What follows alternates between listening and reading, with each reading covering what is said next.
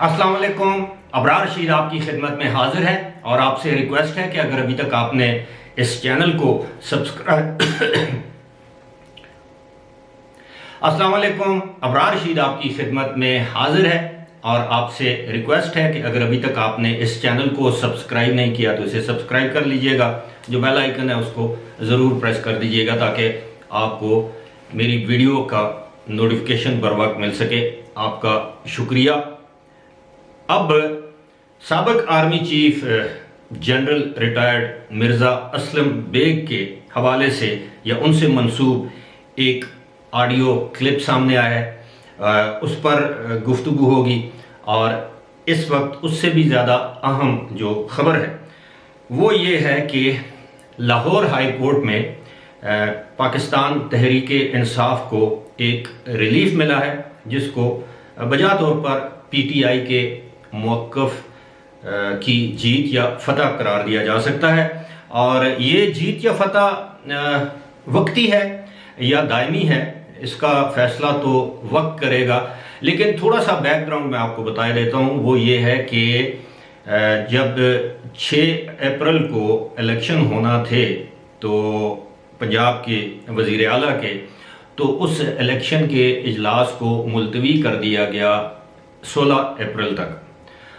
इस दौरान जो है हमजा शहबाज शरीफ जो हैं वो अदालत चले गए, हाई कोर्ट चले गए। लेकिन उससे पहले पंजाब असम्बली के डिप्टी स्पीकर दोस्त मोहम्मद मज़ारी ने 5 अप्रैल की शाम 6 अप्रैल को इजलास बुला लिया, एक हुक्मनामा जारी किया बतौर डिप्टी स्पीकर कि वो 6 को इजलास बुला रहे हैं, 6 अप्रैल को वज़ीर आला का इंतखाब किया जाएगा।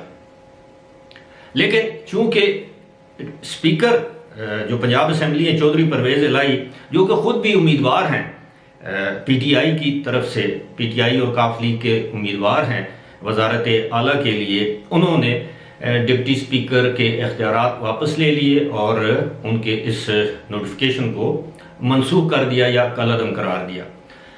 उसके बाद वही जिस तरह मरकज़ में एक बहरान सा पैदा हुआ, उसके बाद पंजाब में भी बहरान ने जन्म लिया और हमजा शहबाज शरीफ अदालत आलिया यानी लाहौर हाई कोर्ट चले गए और इस्तदा की कि फौरी तौर पर इलेक्शन करवाने का जो है वो ऐलान किया जाए या हुक्म दिया जाए। इन द मीन टाइम जो है वो उन्होंने फ्लैटिस होटल में एक इजलास किया, यानी जो मौजूदा अपोजिशन है और उनके इत्तेहादियों ने, जिसमें जहांगीर तरीन का ग्रुप शामिल है, अलीम खान है, दीगर आज़ाद जो अरकान हैं, और बिल आखिर एक अलामती इजलास वहाँ पर मुनक्किद किया फ्लैटिस होटल के हाल में। और इस अलामती इजलास में हमजा शहबाज शरीफ को वज़ीर आला मुंतखब किया गया। हालांकि आनी तौर पर इसकी कोई हैसियत नहीं थी, लेकिन अलामती तौर पर जिस तरह कौमी असम्बली में उन्होंने अपनी वो अक्सरियत जाहिर की थी उस वक्त की अपोजिशन ने, जो आज की हुकूमत है, इसी तरह उस होटल में भी ये इजलास मुनक्किद किया गया और बताया गया कि मीडिया के सामने कि देखें जी 200 अरकान जो हैं वो हमारे साथ हैं, जबकि वज़ीर आला मुंतखब होने के लिए जो है वो 186 अरकान की आपको हमायत दरकार है। यानी 186 अरकान अगर आपके हक में वोट देते हैं जिस भी उम्मीदवार के हक में, तो वो वज़ीर आला मुंतखब हो जाएगा। ये तो बैकग्राउंड था। अब पंजाब में जोड़ तोड़ तो जारी है। जाहिर है अपोजिशन इल्ज़ाम लगा रही है चौधरी परवेज़ इलाही पर कि वो हॉर्स ट्रेडिंग में मसरूफ़ हैं। यहाँ तक भी इल्ज़ाम लगाए गए कि 6 से 8 करोड़ रुपया फ़ी MPA ऑफ़र किया जा रहा है। इसमें यह भी बात यहाँ है कि नून लीग के तकरीबन 7 जो MPAs हैं जो नून लीग के टिकट पर मुंतखब हुए, वो इस वक्त चौधरी परवेज़ इलाही के कैंप में हैं। दूसरी जानब PTI में भी मुतअद्दिद ग्रुप्स हैं जो कि इस वक्त हमजा शहबाज शरीफ का साथ दे रहे हैं। और चौधरी परवेज़ इलाही का जो ग्रुप है वो ये इल्ज़ामात लगा रहा है कि उन्होंने मुख्तलिफ होटलों में अरकान सूबाई असम्बली को महबूस रखा हुआ है, यानी यरगमाल बना के रखा हुआ है। पता नहीं इस बात में किस हद तक सदाकत है या नहीं है, लेकिन मरकज़ में जो सूरत हाल जिस तरह सामने आई है और मरकज़ में अब मियाँ शहबाज शरीफ की हुकूमत है, तो इसका फ़ायदा या इसका एडवांटेज तो यकीनन पंजाब में उनके साहबजादे हमजा शहबाज शरीफ को ज़रूर होगा, क्योंकि जो जितने भी अरकान असम्बली हैं उन्हें मालूम है कि ये हुकूमत जो पंजाब में बनने जा रही है या जो मरकज़ में है, ये इलेक्शन जब भी करवाएं, 6 महीने बाद करवाएं, 9 महीने बाद करवाएं या 1.5 साल के बाद करवाएं, तो इस हुकूमत के पास फंड्स तो होंगे और वो फंड्स उन्हीं लोगों को जारी करेगी जो उनके मंजूर नज़र होंगे या उनके साथ चलेंगे। और जाहिर है तमाम MPs की ये ख्वाहिश होगी, वज़रा की ख्वाहिश होगी, वो अपने अपने हलकों में इलेक्शन ईयर में या इलेक्शन से पहले कुछ तरक्याती काम करवा सकें, जो कि वो गुज़श्ता हुकूमत उस्मान बुज़दार की हुकूमत के दौरान नहीं करवा सके थे। और ये एक फितरी सी बात है कि जो भी शख्स अपने हलके से मुंतखब होता है, वो लोगों की तवक्कुआत होती हैं उस मुंतखब शख्स से कि वो अपने हलके में मिसाली तरक्याती काम करवाए। हालांकि दुनिया जहान के जहाँ पे डेमोक्रेसीज़ हैं, वहाँ पे ये जो तरक्याती काम की देखभाल या तरक्याती काम करवाना, ये बुनियादी तौर पर बुनियादी हुकूमतों का काम होता है, जिनको हम लोकल बॉडीज़ कहते हैं, यानी बल्दियाती इदारे। और जो कौमी और सूबाई असम्बलियाँ होती हैं, इनका काम बुनियादी तौर पर कानून साजी होता है, एक राह मुतय्यन करनी होती है। लेकिन अनफॉर्चुनेटली तीसरी दुनिया में बशमूल पाकिस्तान के इस तरह की कोई रवायत नहीं है। मुख्तलिफ हुकूमतों ने ये दावे तो ज़रूर किए, इंक्लूडिंग इमरान खान के, जब वो इक़्तिदार में आएंगे तो वो अरकान असम्बली या पार्लियामेंट को तरक्याती फंड देना बंद कर देंगे, लेकिन बिलाखिर हुक्मरान मजबूर हो जाते हैं, ब्लैकमेल होते हैं, अब जो भी इसको नाम दें, लेकिन ये सिलसिला ख़त्म नहीं हो सका। ये सिलसिला आप की याद दहानी के लिए कि मरहूम मोहम्मद खान जुनेजो के दौर में 1985 के गैर जमाती इंतखाबात के बाद मारज़ वजूद में आने वाली जो पार्लियामेंट या असम्बली थी, उस दौर में ये सिलसिला शुरू हुआ, जिसको मैं सियासी रिश्वत कहता हूँ। ये अरकान सूबाई या कौमी असम्बली या सेनेट को तरक्याती फंड्स देना या तरक्याती फंड्स के नाम पर तरक्याती स्कीम्स देना या उनकी डिस्क्रिप्शन पर वो स्कीम्स रख देना, ये मैं समझता हूँ कि किसी भी जमहूरी मुल्क में इस तरह के काम नहीं होने चाहिए। लेकिन पाकिस्तान में मुमकिन है आने वाले सालों में हमारी आइंदा नस्लें देखें कि यहाँ पे डेमोक्रेसी जो है, जमहूरियत जो है, वो मज़ीद क्या कहते हैं, पले बड़े पनपे एक तनावर दरख्त बन जाए कि इस तरह की लानतों से ये जो हैं पैसे की तरक्याती स्कीमों की, हॉर्स ट्रेडिंग वगैरह वगैरह से हमारी जान छूटे।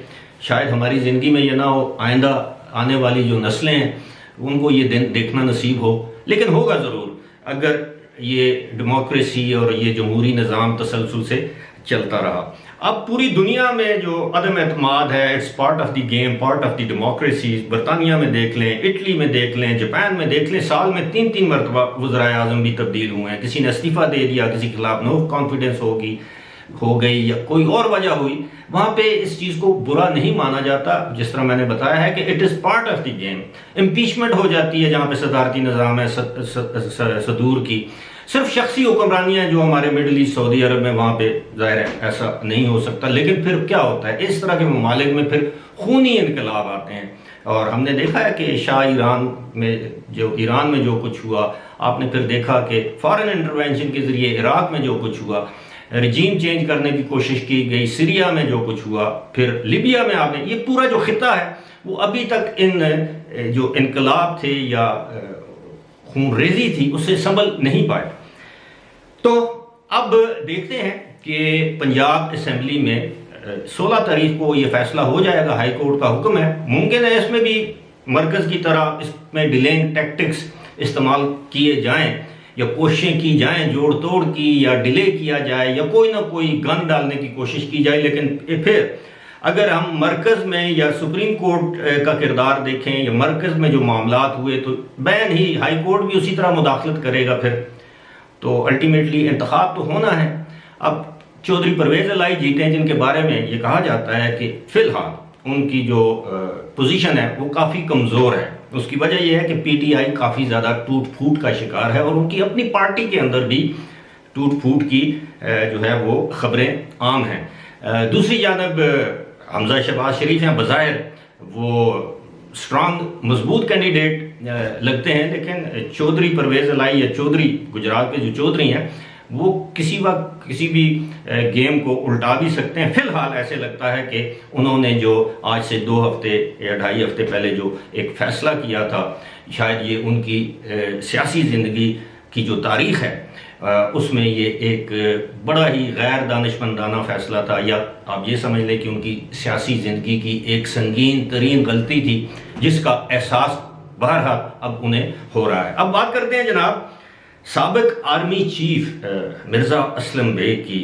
एक ऑडियो, मुबैना तौर पर उनकी एक ऑडियो सामने आई है जिसमें एक मरतबा फिर वही काबिल एतराज़ बातें मंसूब की गई हैं मिर्ज़ा असलम बेग से। इस हवाले से मिर्ज़ा असलम बेग का, जनरल मिर्ज़ा असलम बेग जो आर्मी चीफ थे, ज़ाहिर है उनकी तरदीद वाज़ेह तौर पर दो टोक अल्फाज में सामने आ चुकी है कि उन्होंने उसमें अपनी तरदीद में इस ऑडियो को जाली करार दिया है। ISPR की तरफ से भी बयान आ गया कि ये उनसे मंसूब जो ऑडियो है ये जाली है। मिर्ज़ा असलम बेग ने वाज़ेह तौर पर यह कहा है कि पाकिस्तान की आर्मी उनकी आन, उनकी शान, उसका सिपाही से लेके उसके चीफ तक, उस सब की दिल की गहराइयों से इज्जत और एहतराम करते हैं। वो सोच भी नहीं सकते कि पाकिस्तान आर्मी के बारे में कोई ऐसे अल्फाज कहें जो कि मायूब हों, और ऐसी आर्मी जिसके वो खुद सरबरा रह चुके हों।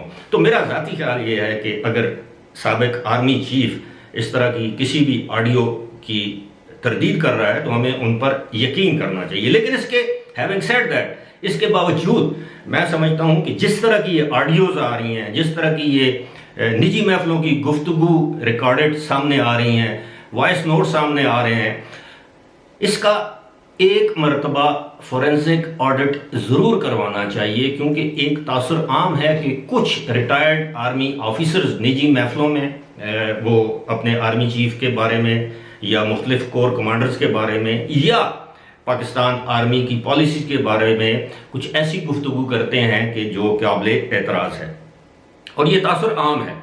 कुछ तो इतने ओपनली बात करते हैं, जिस तरह एक जफ़र हलाली नामी एक साबिक सफ़ीर हैं, वो किसी प्रोग्राम के शायद को होस्ट हैं या जो भी है, वो इंतहाई, उनको आप ये समझिए कि इंतहाई बेहुदा किस्म की गुफ्तगू करते हैं फ़ौज के, अदलिया के ख़िलाफ़। यानी वो इस तरह लगता है कि ज़ैद हामिद, वो आपने वो कैरेक्टर देखा था लाल टोपी वाला, जो कहता था कि दिल्ली के लाल किले पे झंडा गाड़ देंगे, जिहाद और ये और वो।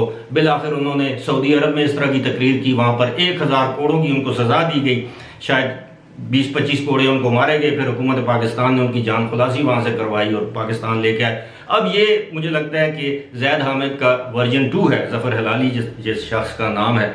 तो इस तरह के लोग जो हैं वो लोगों को भड़का रहे हैं, उकसा रहे हैं, या कम अज़ कम उनमें गलत फहमियाँ पैदा करने की कोशिश कर रहे हैं। तो इस तरह की जो ऑडियोज़ हैं, वीडियोज़, यकीनन जो हमारा अस्करी इदारे हैं उनमें इतनी सख्त सलाहियत और इतनी नो हाउ है, उन्होंने ये सब कुछ ऑलरेडी करवा चुके होंगे। हम तक बातें बहुत बाद में पहुंचती हैं, उन तक ये सब चीज़ें, खबरें हमसे पहले पहुंच जाती हैं और उनकी वो तहकीकात भी कर लेते हैं अपने तौर पर। और फिर उनका, जिस तरह मैं हमेशा कहता हूँ कि उनका एक अपना मैकेनिज्म है फ़ौज के अंदर। मैं सिर्फ आर्मी की बात नहीं कर रहा, एयरफोर्स में, नेवी में उनका एक अपना मैकेनिज्म है। उनकी अकाउंटेबिलिटी का एक ऐसा तरीकाकार है, उसकी वो तशहीर नहीं करते, लेकिन वो कंटिन्यूसली 24/7 वो निज़ाम जो है वो हरकत में रहता है। चाहे वो एक सिपाही हो, चाहे वो एक 3 स्टार जनरल हो, ये उनके ऊपर कोई भी अगर अंगुश्त नुमाई हो, कोई शक हो, वो बाकायदा उसकी मुनज़्ज़म किस्म की तहकीकात करते हैं। और फिर अगर कोई इस तरह का इल्ज़ाम साबित हो जाए तो फिर अकाउंटेबिलिटी भी करते हैं। अभी 1-2 साल या 1.5 साल पहले की बात है, आपने देखा होगा कि एक 3 स्टार जनरल को, शायद जावेद इकबाल उनका नाम था, उनको उम्र कैद की सज़ा दी गई जासूसी के इल्ज़ाम में। इसी तरह एक ब्रिगेडियर थे राजा रिजवान अख्तर या राजा रिजवान, उनको सज़ाए मौत दी गई। ये भी कहा गया कि उनको फांसी दे दी गई, हालांकि ऐसा नहीं है। हमारी मालूमात के मुताबिक अभी तक उनको फांसी नहीं दी गई, अगरचे उनकी फांसी की खबरें जो हैं वो अखबारों में शाया हुई हैं। लेकिन कुछ लोग कहते हैं कि व्याड़ी की किसी जेल में है, कुछ कहते हैं किसी और साउथ पंजाब की जेल में है, कुछ कहते हैं अडयाला में, जहाँ भी हैं। मेरा कहने का मकसद ये है कि आर्मी के अंदर एक अकाउंटेबिलिटी का मैकेनिज्म मौजूद है, और ये वक्त है कि इस मैकेनिज्म के ज़रिए जो लोग इस तरह के हरकत में या आर्मी के ख़िलाफ़ हर्जा सराई में मुलव्वस हैं, यकीनन वो आर्मी के ख़िलाफ़ नहीं, वो पाकिस्तान की जड़ों को खोखला करने की कोशिश कर रहे हैं। और यही हमारे दुश्मन का पहला टारगेट है। 5th generation, 6th generation, 4th generation वार हमें कुछ भी नहीं कर सकती। हो सकता है ये 5th जनरेशन वार का एक हिस्सा हो, लेकिन जिसे कहते हैं nip the evil in the bud, ये जो बुराई है इसको उसकी जड़ में ही खत्म करेंगे तो ही पाकिस्तान और पाकिस्तान के अदारों का वकार पूरी दुनिया में बहाल होगा, वरना हम इसी तरह एक दूसरे को गद्दार कहते रहेंगे और दुनिया हम पर हंसती रहेगी। फिलहाल इसी के साथ मुझे दीजिए इजाजत। खुदा हाफिज।